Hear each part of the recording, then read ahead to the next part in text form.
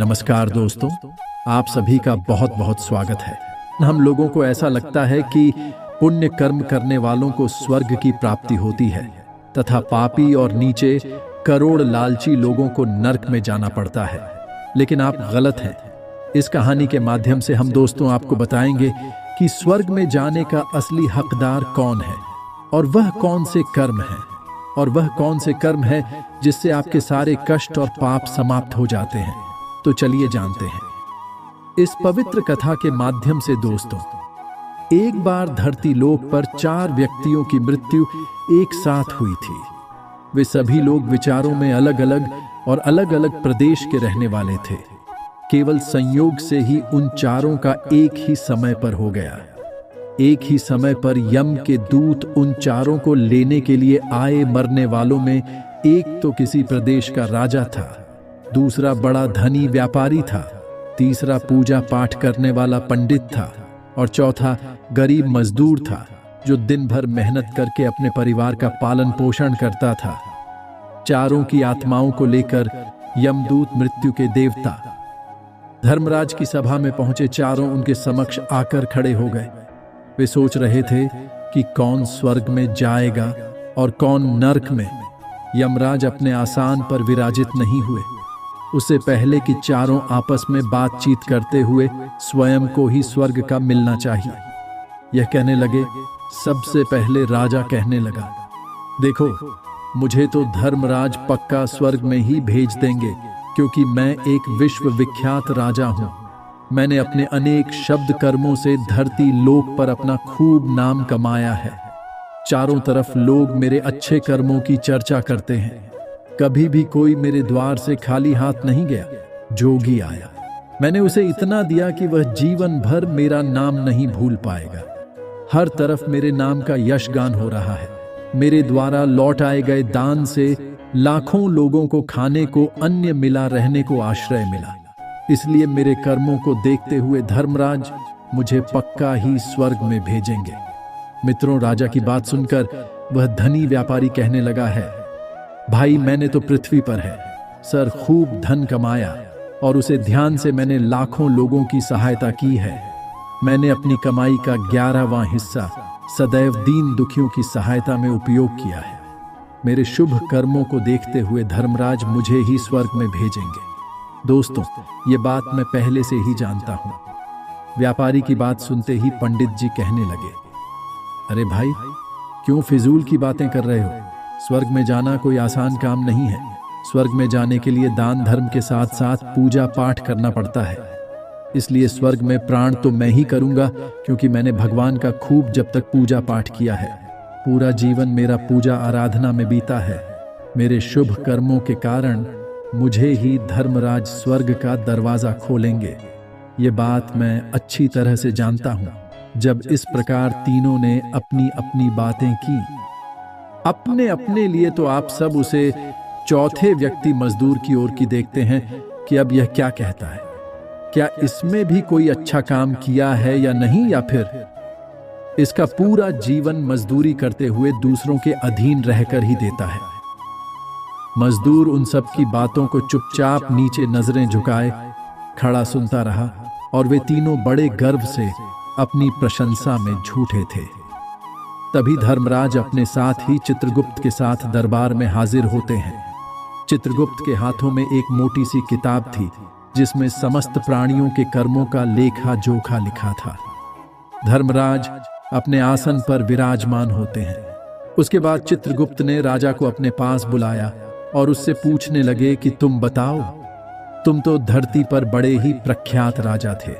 तुमने अपने जीवन में कौन कौन से शुभ कर्म किए हैं तथा कितने लोगों को दुख दिया है, कितने लोगों का भला किया है। मैं अपनी पुस्तक में देखकर यह फैसला करूंगा कि आप स्वर्ग में जाने के अधिकारी हैं या नहीं। सब बड़े घर के साथ राजा अपने कर्मों को बताता है। हे भगवान, मैं एक बहुत बड़े राज्य का स्वामी था। मेरा राज्य बड़ा ही समृद्ध और खुशहाल था। मेरे राज्य में दिन ही गरीब लोग बहुत ही कम थे। सब मेरी छत्र छाया में बड़े आनंद के साथ जीवन यापन कर रहे थे। मैंने अपने राज्य के लोगों को किसी चीज की कमी नहीं होने दी। मेहर भूखे को भोजन मिलता था। लाखों की धन मोहरे उन्हें रोज दान में दी जाती थी। प्रजा के लोग मुझसे बहुत खुश रहते थे। दिन रात में यही मेरे जीवन के अच्छे कर्म हैं। राजा की बात सुनकर चित्रगुप्त ने अपनी पुस्तक उठाई और उसमें देखने लगे। पुस्तक में देखकर उन्होंने राजा को बताया कि तुम जो कर रहे हो वह सर्वथा सत्य है। तुमने अपनी प्रजा को बहुत शुक्रिया है, परंतु इसके साथ साथ तुमने बहुत बड़ा अपराध किया है। तुमने अपनी राज्य की सीमा को बढ़ाने के लिए जितने युद्ध लड़े हैं और युद्ध में हजारों लाखों की संख्या में सैनिकों ने अपनी जान गंवाई है, उन सब की मृत्यु का कारण तुम बने हो। उनके परिवारों को, उनके बच्चों को अनाथ करने वाले तुम हो। उनके स्त्रियों को विधवा बनाने वाले भी तुम हो। उनकी मां की गोदी सुनी करने वाले तुम हो। तुमने अपने ही सैनिकों के हजारों परिवारों को घर दुख दिया है। युद्ध लड़का राज्य बढ़ाने से अच्छा था कि तुम अपने पड़ोसी देशों से मित्रता करके उनके साथ व्यापार बढ़ते। आपका राज्य तब भी समृद्ध और संपन्न रहता। तुमने अपनी प्रजा को नहीं, सैनिकों को सुखी बनाया है, इसलिए तुम स्वर्ग के अधिकारी नहीं हो। यह बात सुनकर राजा चुपचाप पीछे हो गया। उसके बाद चित्रगुप्त ने व्यापारी से पूछा, आपने धरती पर कौन कौन से अच्छे कर्म किए हैं? तब व्यापारी कहता है, हे भगवान, मैंने धरती पर जितना धन कमाया उसका 11वां भाग अच्छे कामों में लगाया। लाखों लोगों को भोजन कराया, कई आश्रमों को दान दिया है, कई बेघर लोगों को अपने धन से भर दिया है, कई शहरों में मंदिरों का निर्माण कराया है, कई जगह पर धर्मशालाएं बनवाई हैं, प्रत्येक तीर्थ में भंडारे करवाए हैं। यही मेरे जीवन के अच्छे कर्म हैं। व्यापारी की बात सुनने के बाद चित्रगुप्त ने अपनी पुस्तक खोली जिसमें उसके जीवन के सारे अच्छे बुरे कर्म लिखे हुए थे। चित्रगुप्त ने बताया कि देखो, तुम जो कहते हो वह सत्य है। तुमने धरती पर खूब दान धर्म किया। तुम्हारा बात यह है कि तुमने धरती पर जो दान धर्म किया है वह तुमने उस पैसे से किया है जिसको कमाने के लिए तुमने बहुत झूठ बोला है, बहुत ठगी की है।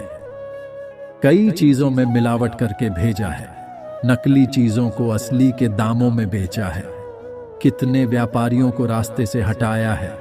तुम्हारे इन कर्मों से अनजाने में कितने लोग बीमार होकर मर गए, कितनों ने आत्महत्या कर ली, कितनों की मेहनत का पैसा तुम्हारे पास चला आया। उन सब लोगों की बस दुआएं तुम्हारे साथ हैं। तुमने जो कुछ भी अच्छा काम किया है वह कर्म शून्य होता है, इसलिए तुम्हारे पास भी तुम्हारा कोई शुभ कर्म नहीं है। तुम स्वर्ग में जाने के अधिकारी नहीं हो। चित्रगुप्त की बात सुनकर व्यापारी भी बड़ा उदास होकर पीछे हो गया। उसके बाद पंडित जी को आगे बुलाया और पूछने लगे, तुमने अपने जीवन में कौन से अच्छे कर्म किए हैं?